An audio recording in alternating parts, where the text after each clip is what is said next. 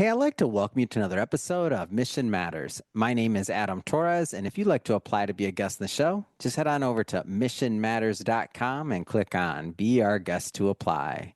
All right, so today on the show, I have Rugare Gomo, and he's joining us from Australia today, where it is the morning when we're recording this afternoon in Los Angeles. And he's a high performance coach and author and one of his books, Dreams Forging My Own Path. We're going to get into that as well. And another topic, how to make powerful decisions in life and business easily. So we're going to have a lot of fun here today. First off, Rigare, welcome to the show. Thank you so much for having me, Adam. I'm so excited to be here. All right. So first thing first, how did you get in this business and really on this mission of helping other people with their performance? Like, where'd that begin for you? I think I was born into it, really. But, Really? yeah. So if I look at my mom and my Hmm. mom and my dad are social workers. So I grew up in Zimbabwe. And so Oh, my mom and my dad are social workers. And my mom was one of the first women in the country in the early 90s doing HIV/AIDS education in a wow. male-dominated country. And my dad has always been doing, leadership programs for youth, family counseling, street kid programs. So So you were our home literally was a born melting into pot. it.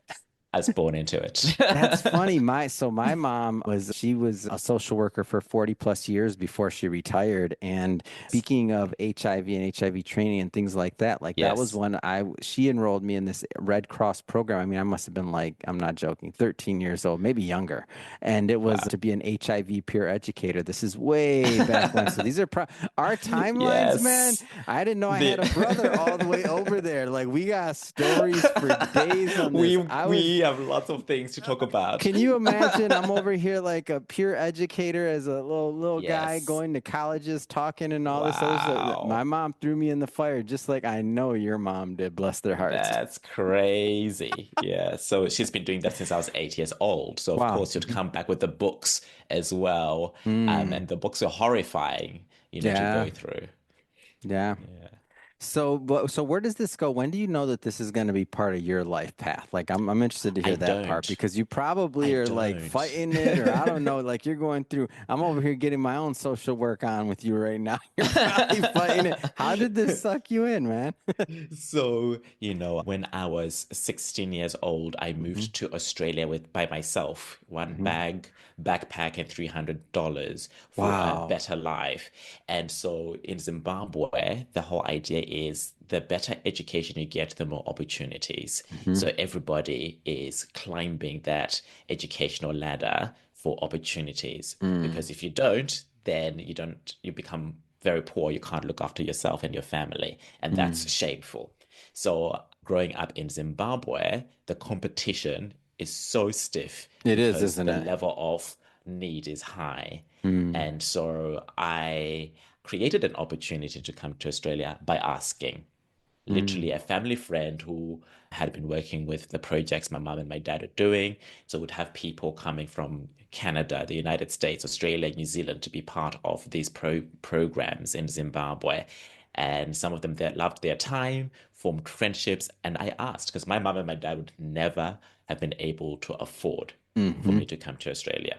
Mm. So I'd call that my entrepreneurship journey, Hmm. really, because of course, when you're an entrepreneur, you start with a dream and you've got to figure it all out. You don't have all the lines, lined up. All the stars are not lined up. Yeah. And when I finished high school here in Australia, then I went to law school. So I had no intention of, being Mm. helping people that way. My path was becoming a lawyer. Now, why a lawyer? So in Zimbabwe, what I saw when the country was falling apart Hmm. was the people who had power, the people who could stand up against the government, the untouchables were the lawyers, Mm. the human rights Mm. lawyers. So for myself, power equated being a lawyer. Mm. And I saw that I could help people being a lawyer. So my idea was becoming a lawyer. And then, of course, as you go through law school, and law schools are dominated by the big law firms, Hmm. the mindset starts changing. The law Mm. firms say, come and work for us, come and work for us. And if you want to do something afterwards and do good, do that afterwards. Mm. Come and get the experience in our law firm. So that's what I did. I went and worked in a law firm And it was brilliant. Mm-hmm. Being a lawyer and working in a law firm is brilliant because you're trained how to uh, think critically and solve Mm-hmm. any problem. That's what it is to be a lawyer. Practically, being a lawyer is how to think and take a side on anything. Mm-hmm. Mm-hmm. Who can come up with the best story or the best argument to Yeah. influence society and the world? That's practically what it is to be a lawyer. Mm-hmm. So I practiced law for a couple of years and I was so depressed. I was so depressed. I was not my full self. But these concepts that we have today of live your full life, bring your full self to work, those did not exist during my time. During Yeah. my time is you get a career and you work bloody hard and you create a cushy life for yourself. So Mm-hmm. that the strong ones, Mm-hmm. keep climbing the corporate ladder, the weak ones fall out. That's Mm-hmm. how it was for me during my time. I had some amazing mentors who were like, don't stay in the law too long. Don't be like me. I've got the big mortgage. I've got the Mm. children. I've got the international travel I've got to do with my wife. And now I've got all these bills and I feel stuck. They said, Mm. get the experience and get out. And so Mm-hmm. that's what I did. I got experience and got out. But it was very difficult to decide what to do. Now, corporate Australia is very conservative. So I'm being an entrepreneur in Australia is hard work. Mm-hmm. And so I think outside the box after all my entire life. I've been thinking outside the box. So, I left the law and I decided I wanted to be a decision maker in corporate. But there was a problem for lots of big corporate in Australia. I didn't have an MBA Mm. and I didn't have what we call, the real experience in corporate. I'm a lawyer, but not necessarily, I didn't go and do an accounting or commerce degree. Mm-hmm. So, but I knew I could turn mud into gold. That's what I've done my entire life. And so for an entire year, I worked the system. I worked and worked, and doors were closed to me. Mm. But during that time as well, this is why I always believe in living what I now call your full self. During Mm-hmm. that period of time, I was on the board of the African Australian Business Council, so promoting trade between Australian and African countries, Mm-hmm. meeting ambassadors, Australian ambassadors, African ambassadors, and creating pathways for trade. I'd been volunteering with the Asylum Seeker Resource Center, and I was just fully engaged in community as Mm. well. Can you see again what I was doing it from where I grew up, fully engaged in community? So as I am in my corporate career, Mm-hmm. I've never let go of being part of community. Mm-hmm. And what my biggest lesson in life is my opportunities are always amongst my community. Mm. And because I had been making a difference in these communities, Yeah. a person in corporate who had just started a new company, had been literally headhunted me and had been dying to meet me for over 4 months. And I had no idea because our paths we kept missing each other. Yeah. And he offered me a job to work with him. And it was extraordinary because it was this educational company. And what we were doing was interviewing global leaders, presidents, prime Mm. ministers, CEOs of Fortune 500 companies, Nobel Prize winners for Mm-hmm. leadership and management courses and to create them into accredited courses throughout the world. And I Mm. had joined the organization as the director of corporate affairs and general counsel. But this is what I said to the founder of the organization. I said, I won't work for you unless I come to every single meeting and I will create your business because I Mm. wanted to learn how to be an entrepreneur because there's a different mindset of being a Mm-hmm. lawyer where you're providing a service to a client to being the decision maker. Yeah. And I wanted to learn how to be a decision maker of an organization. Mm-hmm. So he said yes. And so that opened up a Dang, do whole you want new to learn about world. media too? You can come over here and start working. But the only catch is you got to do everything. No, I'm just Everything, everything. that's most people don't Yes. upsell you like that on their job description. No. The only catch is I want to do everything outside of my role too. How about that? Go ahead. So What's next? so It's good. that's what I wanted to do. It's like Mm-hmm. I Learn knew on I somebody want to be a else's decision dime. maker Smart. Yeah, of course. completely. So Mm-hmm. that's what I did. And of course, that led to me growing a startup to be a multinational organization. I Mm-hmm. opened offices in the United States, the Mm-hmm. UK, Canada, Mauritius, and I learned to be an astute negotiator without having to even leave Australia, Mm. get deals done. So that was wild. That was absolutely wild to Yeah. experience to do. And then during that journey, I was like, I was, believe it or not, the first black gay African Australian at the law firm I went to. So in Mm. Australia, the percentage of the African diaspora is at like 0.6%. Mm. So I was already, people were seeing me as a trailblazer because the African migration to Australia is relatively new. Yeah. It was like the late 90s, the early 2000s in Mm-hmm. essence. So practically everything I was doing, I had to learn and educate people on Yeah. the it's different culture, different ways of operating, different everything in essence. So And the it's all people related to me new. as a wild So card. It's all yeah, for new. sure. They didn't know what box to put you in, really. If you think about Exactly. it. Yeah. So they kept putting me in boxes, and I had to keep taking myself out of the box Yeah. and really educating people of who I really am. Mm. And that takes work, that took authenticity, that took Mm-hmm. vulnerability, because Mm-hmm. every time you put yourself out there, you're also, of course, putting yourself out there, and people may not accept you the way you are, That's true. and at that time I didn't have the skills or know that I didn't need to take things personally. So of course, if Mm. somebody said no to me, it was a personal no, like there's something wrong with me Mm-hmm. personally, not I had no idea Mm-hmm. that most of these things had nothing to do with me. That's interesting So how the culture yeah, side like can play of an effect and just even the way they talk. I interviewed a really successful entrepreneur from the Ukraine. His name's yes, Victor, and he told me when he first came to the United States, he did all these meetings, hundreds of meetings or something like that. He didn't know that when somebody said they'll get back to him, that that doesn't actually mean they're going to get back to him. He didn't know he learned the word perseverance after when somebody he just didn't understand the words, like the words. yes, He's like yes, I thought these meetings were going great and somebody was going to get back to me. I didn't know I had to follow up with yes. them, and I'm just like in my head I'm laughing, but then I was like, so how'd that make you feel? And he's like, you know what? It was the best day of my life when I realized it because then I knew all I had to do was follow up with them, and from that moment on, my business grew every single week because I just kept on them and I could persevere and follow up with them until they told me not to, and then still follow up some more. He said, then I started making a bunch of money. I just didn't know. I thought they were actually going to get back That's to so me. funny. That's It was a that's language thing. amazing. So culture is It's completely. interesting. It's interesting culture. Absolutely. And that's why, for me, it's important to always be part of community because Mm. being part of community, then that's how I started learning the nuances of, Mm-hmm. Mm-hmm. how to thrive in a culture.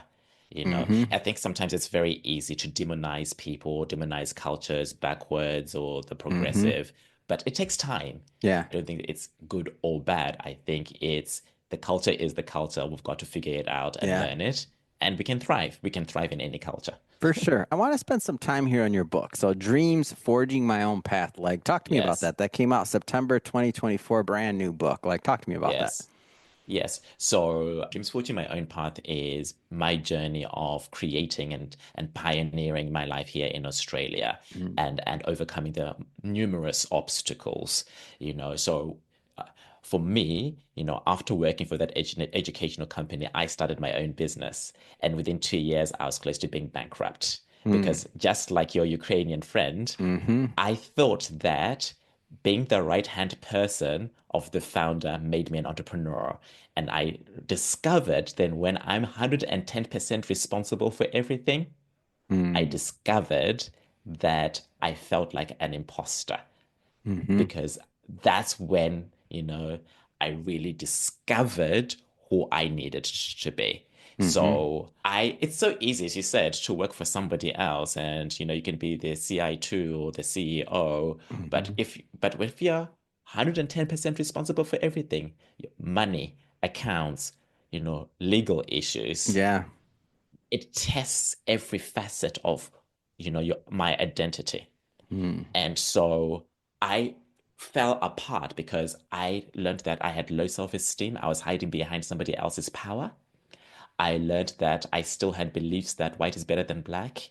I felt awkward in a predominantly heterosexual world because I'm a gay man.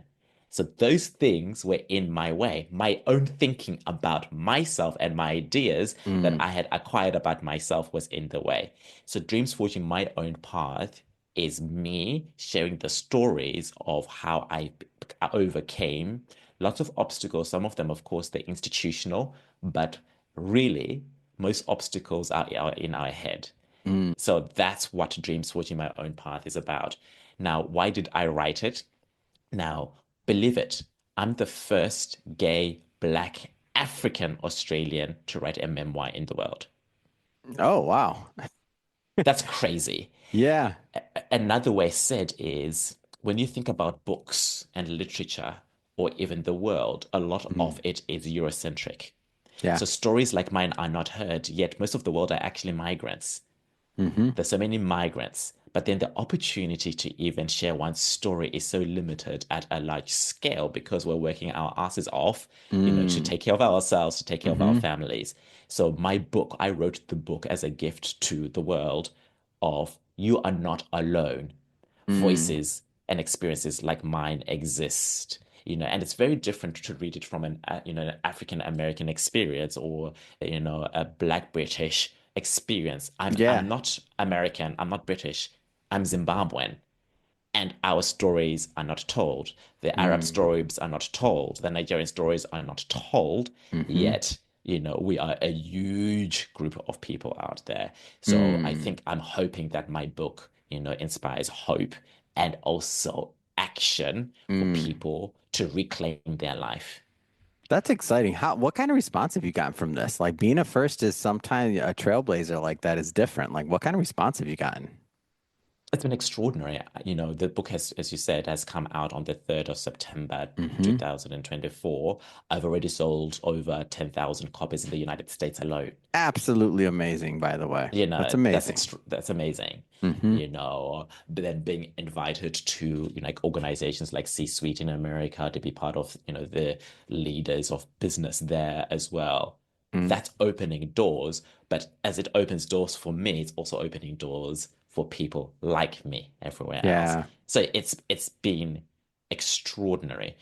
But the thing that I'm most proud of, that's great Hmm. for the business, but I think what I'm proud of is more about how it makes people feel and people who Mm. have who are in desperate situations. So, as you know, in the world, being gay, most countries still criminalize people who are gay. And in some countries, you can be killed.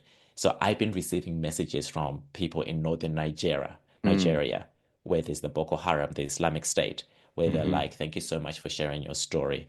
I'm a gay person. I can't come out. How help? Please help. Mm. My most recent one was from Senegal. I'm walking down the street. People are pointing at me. They know I'm gay. How can you help me get out? So Mm. that these stories are already, my story is already having people know that they're not alone, that they are Black gay people. Because of Hmm. course, if you're Black and African, you don't come out. It's dangerous for you. It's dangerous. It's dangerous for your community. It's dangerous for my family. Yeah. You know, Hmm. it's shameful and dangerous.